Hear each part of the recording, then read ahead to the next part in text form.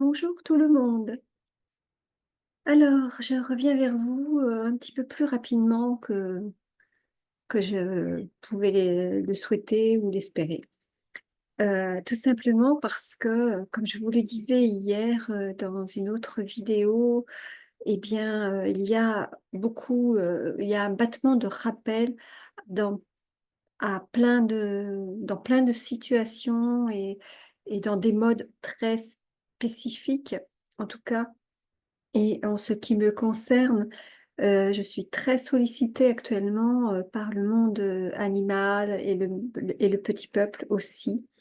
Et tout en fait partie, hein, parce qu'eux, ils sont en étroite, liaison, en étroite collaboration, à tel point que, vous le savez, la période estivale, souvent, est plus basée sur le tourisme, que sur, la protection de l'environnement.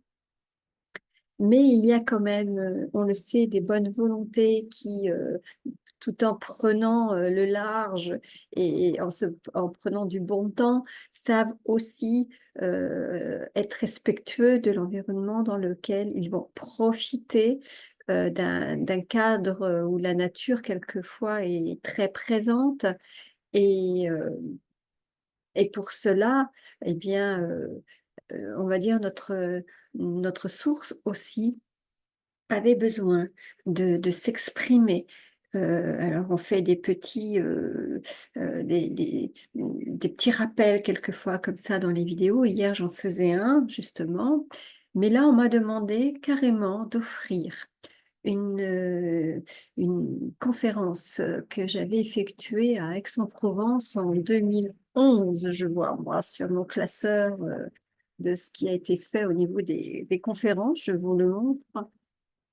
Et à l'époque où justement, je j'étais en présentiel, et en public pour donner, certaines conférences de de guides spirituels à l'époque.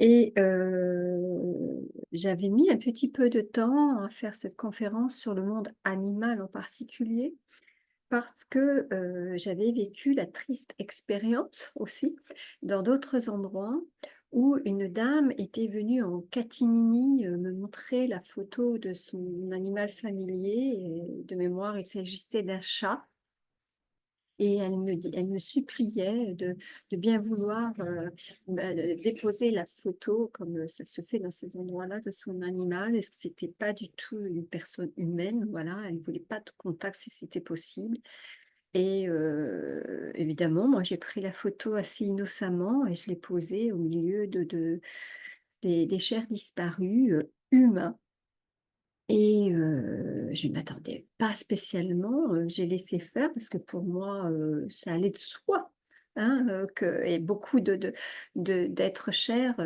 apparaissent avec les animaux avec lesquels ils ont vécu pendant leur vie terrestre et donc pour moi, c'était d'une évidence, et d'une cohérence, voilà et qui avait vraiment pas besoin de se cacher ou de se justifier ou de faire un appel particulier pour ça, parce que ça coulait de source, tout simplement et ce qui fut dit fut fait et nous elle a eu, cet, immense bonheur, d'avoir un message de son animal décédé. Sauf que à la fin, évidemment, il y a des personnes et ça je n'avais pas calculé et la présidente aussi de l'association m'a dit: «Mais à l'avenir, il n'est pas question qu'on fasse passer des animaux avant les personnes humaines, c'est pas le même chagrin, la la la la la la la». Vous voyez? Cette petite musique-là et instantanément, m'est montée du cœur, encore une fois, bah, ça ne risquera pas de se reproduire parce que si on interdit cela, eh bien, je ne risque pas de revenir chez vous, tout simplement. Et c'est à cette occasion, on va dire, voilà, hein, voilà, ça a été l'occasion, ça a été un peu le déclic pour que, les guides spirituels aussi, à cette époque, demandent que nous fassions aussi publiquement des, communications animales. Alors évidemment, moi je n'avais pas l'expérience de Leila Del Monte pour ceux qui la connaissent. j'avais pas l'expérience d'autres personnes, voilà.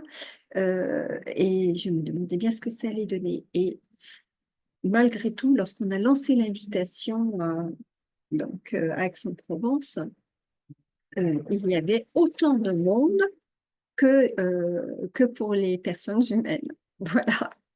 Donc, j'avais envie d'offrir, suite aux sollicitations que j'ai eues de la part d'un groupe d'associations qui est relié aux amis et à l'association de Brigitte Bardot en particulier, même si je ne la connais pas personnellement, hein, je vous le dis tout de suite. Mais les membres et les administrateurs m'ont accueilli, donc ils savent tout à fait ce que je suis, hein, sur ma page Facebook par rapport à ça. Et, et j'œuvre comme je peux, même si c'est pas, comme je le disais hier, avec des dons d'argent en particulier, mais bah, je fais quand même circuler quand il y a besoin de venir en aide. Et je sais que, eh bien, avec ce collectif et les milliers de gens qui sont dans ces associations, que ce soit 30 millions d'amis, que ce soit ailleurs, ou SPA, toutes les SPA confondues, eh bien, je sais qu'elles écoutent et je sais qu'elles ont besoin simplement quelquefois qu'on relaie le message pour que les uns et les autres se mettent en contact. Et cette chaîne vraiment d'entraide fonctionne à merveille. Comme j'aimerais que ce soit pareil pour les êtres humains quelquefois. En tout cas, quand il y a des appels aussi, on va dire, d'être très concrètes quelquefois, hein, voilà. Alors, je vais rentrer dans le vif du sujet et je vais vous offrir cette très très belle conférence, moi je trouve, et en tout cas qui a trouvé son public à l'époque c'est pareil, c'est intemporel, donc voilà, on va dire 25 ans plus tard à peu près, hein, c'est ça, 23 ans, 24 ans, enfin, bref, 2011, 2025, 2024, vous ferez votre calcul, peu importe. Alors, ne soyez pas étonnés que je relise quand même un petit peu les notes pour me remettre dans le bain. Et je ne sais pas si ça va tenir en une seule vidéo ou s'il faudra que je fasse une, deux ou trois parties, je ne sais pas, hein. Voilà. Donc, c'était en juillet, voyez-vous, 2011, et où moi, j'ai personnellement reçu ce message, amis au pluriel. N'abandonnez pas vos animaux. Ils demeurent en cette période estivale vos compagnons de vie. Ils sont au même titre qu'un membre de la famille. Vous leur devez le même respect et sont dépendants de votre affection et de vos soins.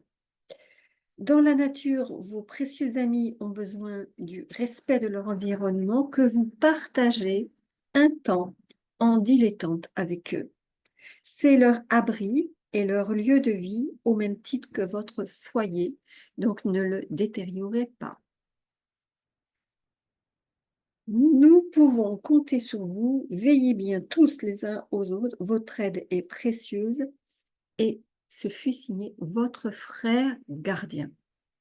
À savoir que nos chers animaux, toute espèce confondue, vraiment toutes, ont leur gardien spirituel de la même manière que l'être humain, même si ce sont ce qu'on appelle des âmes groupes. On va y aller un petit peu plus loin.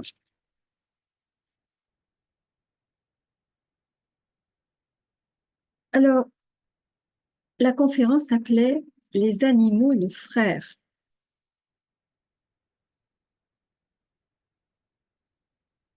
Et voici ce que on m'avait demandé d'écrire. Lorsque j'ai commencé les réunions publiques, en fin de séance, je viens de vous l'expliquer, une personne intentionnée m'avertissait, scandalisée, que je ne devais pas continuer à parler de l'âme des animaux, les uns trouvant ça ridicule, les autres faisant même du tort. La plupart du temps, leur manifestation est spontanée, c'est ce que je viens de vous décrire, et j'ai témoigné chaque fois qu'ils veulent la lumière, eh bien, ils l'ont reçue, disait je ne sais plus qui, à ses détracteurs, j'ai mis HB. Ah, Ça y est, je me souviens, c'est pas n'importe qui quand même, Hélène Bouvier. Hélène Bouvier qui avait aussi, et pour l'avoir connue personnellement, hein, et pour ceux qui connaissent un petit peu mon parcours, eh bien, elle a été, on va dire, l'émule justement et l'élément déclencheur aussi dans mon parcours de médium. Car l'âme animale existe et survit comme la nôtre. Il faut surtout faire comprendre qu'on ne doit pas faire souffrir l'animal, comme nous hein, aussi, hein, comme dans les rituels d'abattage, euh, bon, et certains musulmans, entre autres. Hein. Car cette souffrance de la loi divine a un effet sur nous.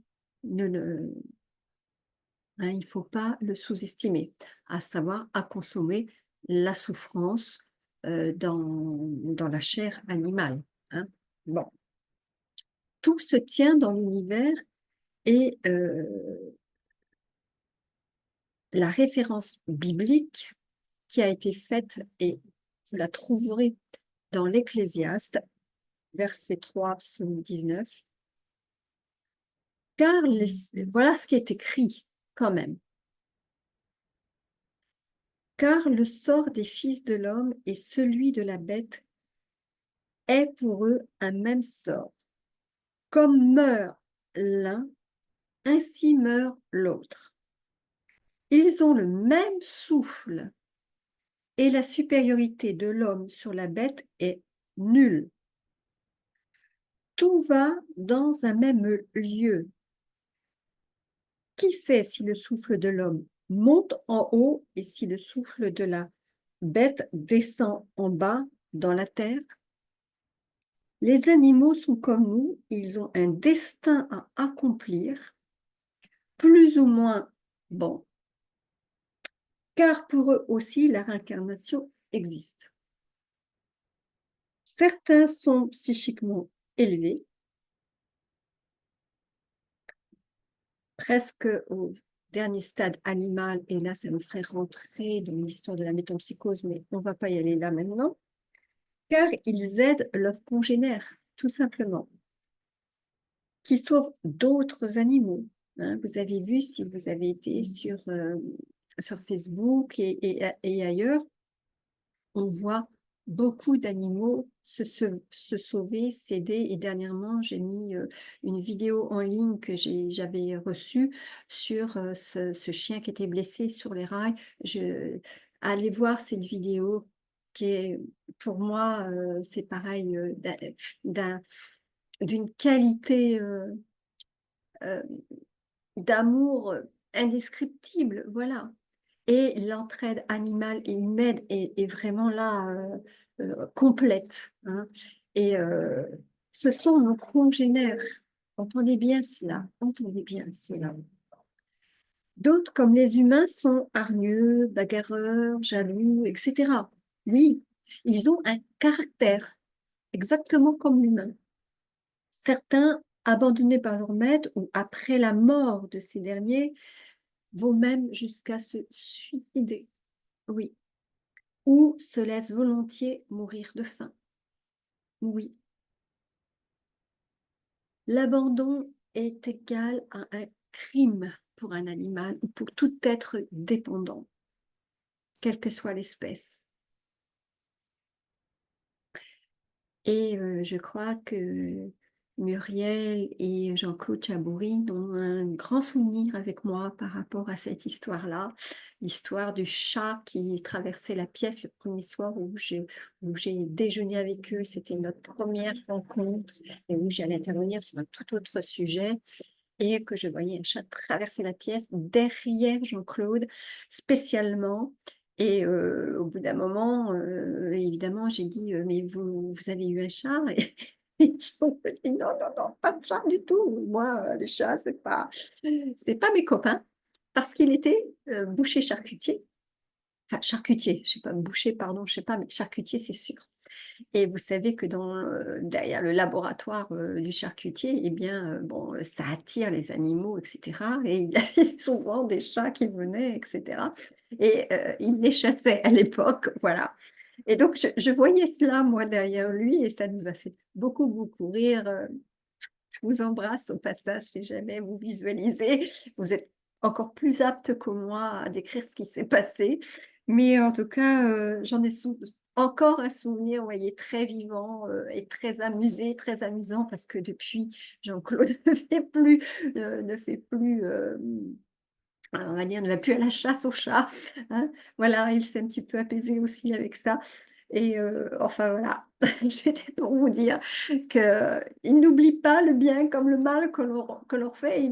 Voilà, ils ne sont pas rancuniers parce qu'ils venaient lui rendre visite et lui essayer de se réconcilier quand même un petit peu avec cette part, de lui dont il était peut-être pas tout à fait fier. Je ne sais pas, Jean-Claude, peut-être, voilà, c'est à toi de t'exprimer, pas à moi. Voilà, donc les plus évolués aident psychiquement, voilà, aussi les congénères qui souffrent, physiquement. Ceci pour, corroborer ce que je viens de vous dire sur la vidéo de ces 2 chiens qui se sont aidés.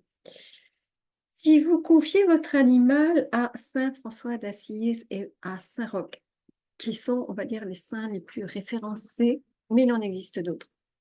Entre autres, il y a une église à Paris, qui accepte, l'église Sainte-Rita, qui accepte, et qui, les animaux dans l'église et qui on vient bénir les animaux et même dans certaines processions et même en campagne, vous savez que quelquefois le prêtre venait bénir les animaux, simplement avant de les emmener dans les alpages et cetera et cetera.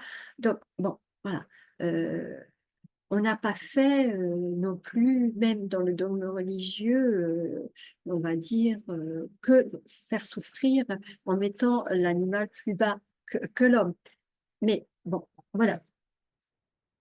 Bon, ils apparaissent aussi, dans nos rêves assez spontanément et ils communiquent aussi par télépathie et par les ondes sonores, de la même façon que les an que l'humain. Alors, vous l'avez compris, leur amour est indéfectible et ne nous quitte pas.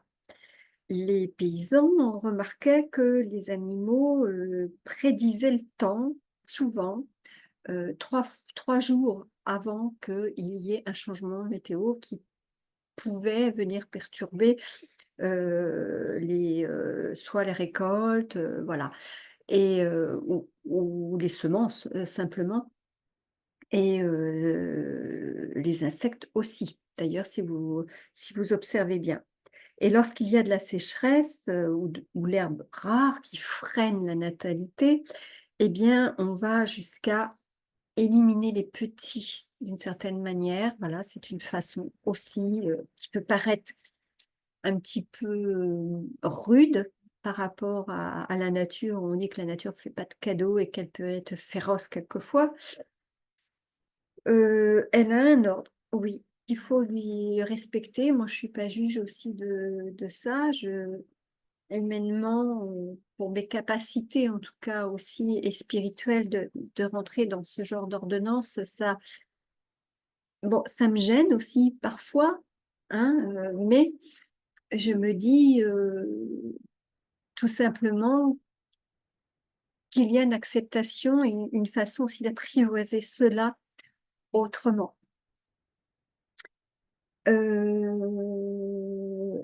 le font aussi en réduisant leur sexualité. C'est pas ce qu'on fait nous, hein, je crois. Et depuis l'Antiquité quand même, les chiens aboient lorsqu'il y a des tremblements de terre parce que, avant aussi ils le faisaient, mais n'oublions pas qu'ils étaient sur la terre avant que l'homme, ne soit créé sur la terre. Donc, ils ont aussi appris à cohabiter avec nous, à évoluer avec nous au fur et à mesure de notre évolution. Et l'homme a constaté, hein, que l'animal hurlait à la mort quand il y avait un danger ou, oui, aussi, le départ aussi de quelqu'un. Moi ça je l'ai vécu avec mon propre chien et dans ma famille, pendant 1 mois alors que mon chien était, à plus de 100 kilomètres de la personne en question, mais ils ont vécu ensemble à un moment donné avant que moi je parte de la maison Et il a arrêté d'hurler, alors que j'avais pas fait le lien tout de suite, au moment où le décès, a eu lieu. Ça a duré quand même, 1 mois, tous les jours. Et dès que le décès a eu lieu, il a arrêté spontanément. Voilà. Les Japonais et les Chinois qui élèvent des poissons rouges, qui sont des baromètres, où, on voit un petit peu, comment le poisson frénétiquement aussi s'agite, par rapport au mouvement tellurique. Et voilà, c'est pareil, ce sont des avertisseurs, hein. Donc ils ont pris ces témoins-là, et qui ne se trompent pas, eux. Alors que nous, quand on fait des prévisions météo, bon, façon, voilà. Alors évidemment, les guides nous ont parlé des chasseurs et des actes de cruauté. Bon, chasser à une époque était le seul moyen de subsistance pour l'humain aussi, hein. Et l'animal chasse, il y a toujours des prédateurs, c'est dans la loi naturelle, chasse l'autre animal pour se nourrir, hein, son congénère quelquefois aussi. Mais il le fait vite et sans cruauté, ce qui n'est pas le cas de l'homme. Et il le fait pour se nourrir uniquement. Et j'ai rencontré, je me souviens, un chaman, il y a quelque temps. Et il me disait que si nous étions confrontés, à un animal sauvage, ou même pas sauvage, mais un animal qui se comporte de façon très, très dangereuse, et que notre vie voilà, est menacée, et que nous devons abattre l'animal, et bien, de le faire vite et de le faire bien. Voilà. Et de prier aussi après, pour que, c'est pareil, heu, même si on n'a pas eu le temps de lui demander, la permission de lui retirer son souffle comme le font les chamans, comme le faisaient les Indiens, hein, aussi.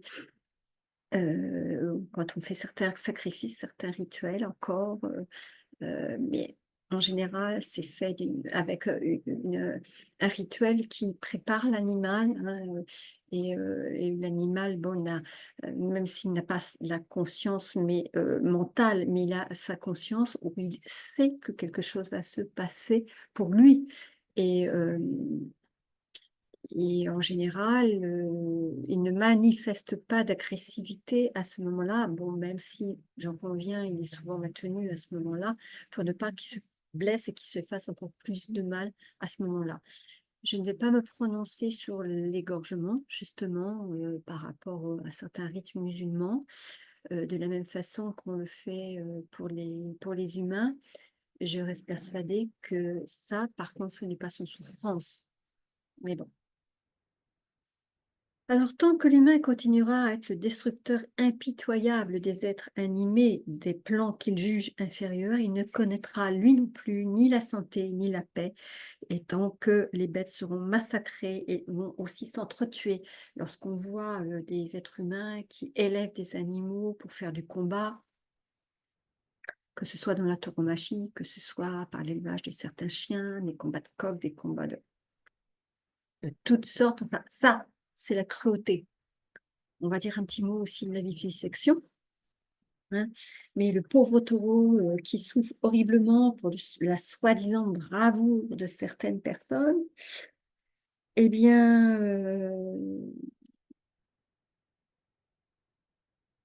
la bête la plus dangereuse là-dedans, elle n'est pas dans l'arène, vous l'avez compris, hein.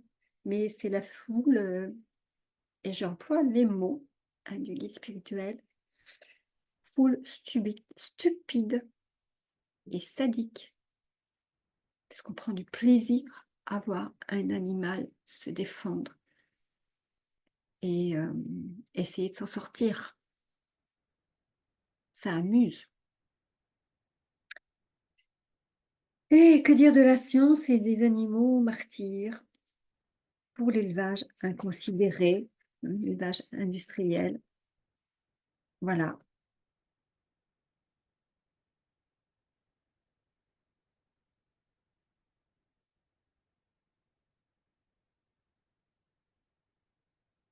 La destinée de l'animal, autre message très important, et pas seulement pour nos animaux de compagnie, n'est pas seulement destinée, n'est-ce pas, à, à, à l'alimentaire,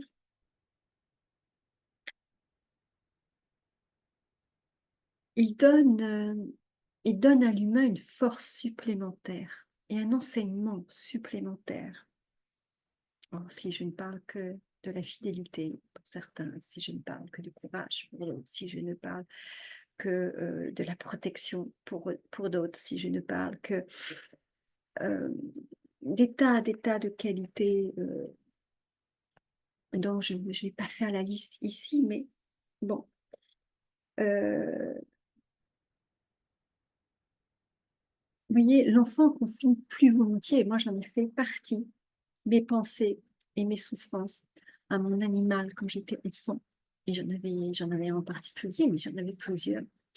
Et quand ça n'allait pas, et ben, j'avais parlé à l'oreille de mon animal euh, parce que j'avais toujours un geste de sa part. Il ne comprenait pas mes paroles en tant que parole, mais il comprenait euh, la charge émotionnelle que j'éprouvais, par contre. Voilà.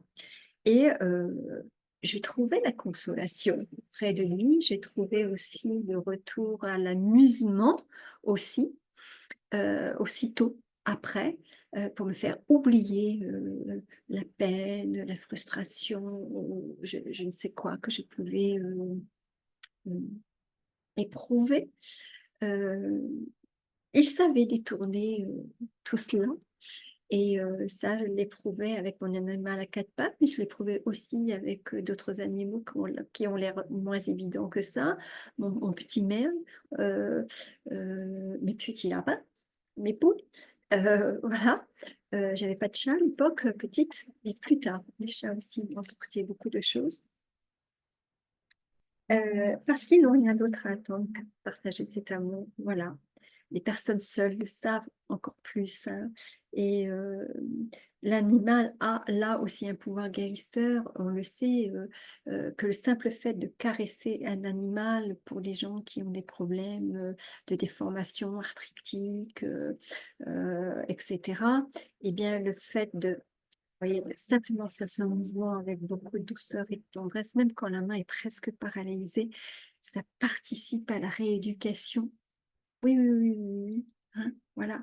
C'est pour ça qu'il est tellement dommage de ne pas pouvoir laisser la personne âgée avec son animal de compagnie dans les maisons de retraite, dans des hospitalisations, bon, soi-disant pour des questions d'hygiène. Oui, bien sûr, mais pas que.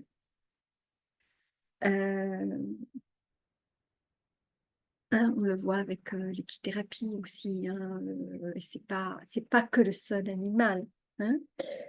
Ne tuez pas un animal de façon gratuite. Ça, c'est vraiment le message fort. Ou que vous avez du mal à considérer comme un ami. Moi, ça m'est arrivé avec un scorpion, que je me suis trouvée nez à nez avec un scorpion dans une pièce et je voyais pas par quel moyen le faire sortir. Et je ne me voyais pas, parce que j'avais essayé, mais il se mettait dans tous les coins. Et bah, il n'est pas question que je passe la nuit avec lui, parce que puis c'est un gros scorpion noir des montagnes. J'étais en vacances et j'ai pas trouvé d'autre solution que de le tuer vite et bien, comme on dit, mais et c'était assez difficile pour moi, mais j'étais obligée de le faire parce que oui, c'était ou lui ou moi. Voilà, et ben, je me suis choisie. Voilà, je lui ai demandé pardon, mais, euh, mais voilà, ça peut arriver. Ça peut arriver. Alors, les animaux perçoivent, vous le savez, les entités. Hein, ils frétillent, ils jouent, ils grondent quelquefois. Le chat peut se hérisser. Euh, Évidemment, il y a les animaux totems.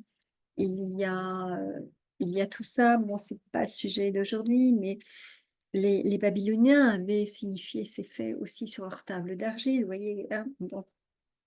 Les corbeaux qui étaient consacrés à Apollon étaient respectueusement, c'est pareil, nourris et gardés, parce qu'on observait leur comportement, parce que leur croissement était prophétique. On savait, que c'était pas un animal de malheur comme on dit aujourd'hui. Voilà. Dans les pays nordiques, le dieu Odin aussi qui est représenté avec les corbeaux sur les épaules, vous voyez? Bon, voilà, c'était pas un oiseau de mauvais augure. Aujourd'hui, bon, voilà. Le chat de Churchill, hein, aussi, qui avait quitté son maître, et voilà, quelques jours avant le départ de Churchill, qui miaulait aussi, hein, et on l'avait, écarté de son maître et le chat miaulait beaucoup. Heu, le chien de Victor Hugo, oui, Baron, qui s'était échappé, parce qu'il n'acceptait pas leur absence. Moi, ça m'est arrivé avec mes chats qui ont déménagé une fois et la seconde fois quand ils ont revu, parce qu'ils n'avaient pas bien supporté, eh bien, le départ de l'endroit où ils étaient nés et la deuxième fois, ils ont vu, c'est pareil, à nouveau, les bagages, les cartons et tout ça. Ils l'ont senti 3 jours avant le déménagement. Eh bien, ils ont disparu et je les ai cherchés partout. J'ai pas pu les emmener et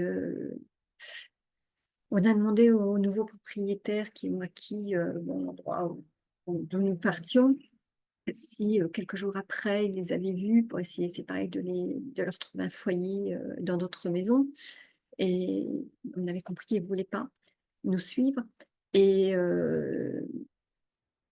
ne les ont bizarrement jamais revus. On ne sait pas ce qu'ils sont devenus.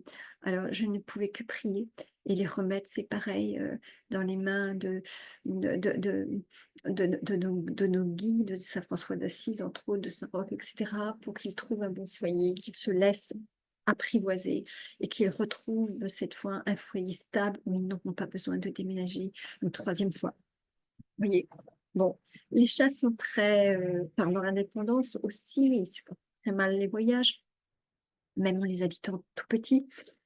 Heu, bon, on peut être confronté à des situations comme ça et donc ne jugez pas les personnes qui, c'est pareil, le sachant aussi des fois, on tente de pouvoir, moi mes chats tous, ils m'ont fait ça quand j'ai voulu aussi, en faire adopter certains, ils disparaissaient à chaque fois bizarrement que quelqu'un allait venir pour les adopter. Je parle des petits, hein, des petits chatons et bon ça, bah, au bout de la 3e ou la 4e visite, bah, j'ai abandonné et j'ai gardé mes 5 chats. Voilà, à l'époque où j'étais à la campagne, hein, je précise et bon, voilà. Ne parlons pas d'Hiroshima aussi, où les animaux, là aussi, ont été de grands avertisseurs.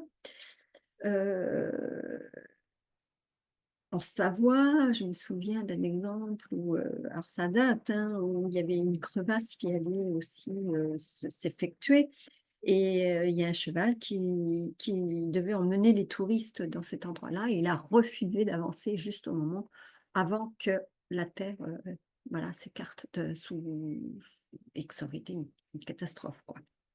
Les rats des Halles de Paris aussi, hein, qui quand, 6 mois avant, c'est pareil, le déménagement des Halles de Paris, eh bien, ils ont mystérieusement, disparu, du pavillon Baltard et ils se sont bizarrement retrouvés, à Rungis, là où les Halles ont déménagé. Bizarrement, hein, ils étaient là avant.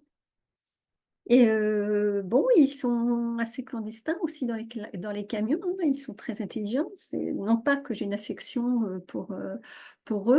Moi ici en ville et dans mon jardinet, j'en vois un régulièrement aussi, venir même se mettre debout sur ma fenêtre. Pour vous dire, il a absolument pas peur de moi et évidemment, bon, bah, dans ces cas-là, je ne peux pas donner à manger aux oiseaux et je les laisse régler leur compte entre eux parce qu'il a pas peur du tout des petits oiseaux, même de la pie, c'est tout juste, qu'un oiseau déjà un petit peu plus gros, mais il l'affronte. Je les ai vus quand même, un petit peu se chicaner Et bon, bah, voilà, moi ce qui m'embête, c'est juste que je peux pas donner à manger aux oiseaux pour ne pas l'attirer dans ces moments-là. Voilà, bon, ferme la parenthèse. Heu, il y a encore beaucoup, beaucoup de choses à dire. Alors on va peut-être faire une pause et puis, on va voir, aussi, la suite dans, la vidéo qui suivra, tout simplement. J'espère que, voilà, ça va trouver, des résonances et que ça va inciter, en tout cas, beaucoup, beaucoup d'entre vous, je le sais, amis, des animaux, eh bien, à veiller davantage, à être beaucoup plus observateurs et à être aussi beaucoup plus aidants. Voilà, et beaucoup plus engagés peut-être aussi. Allez, merci, à très vite.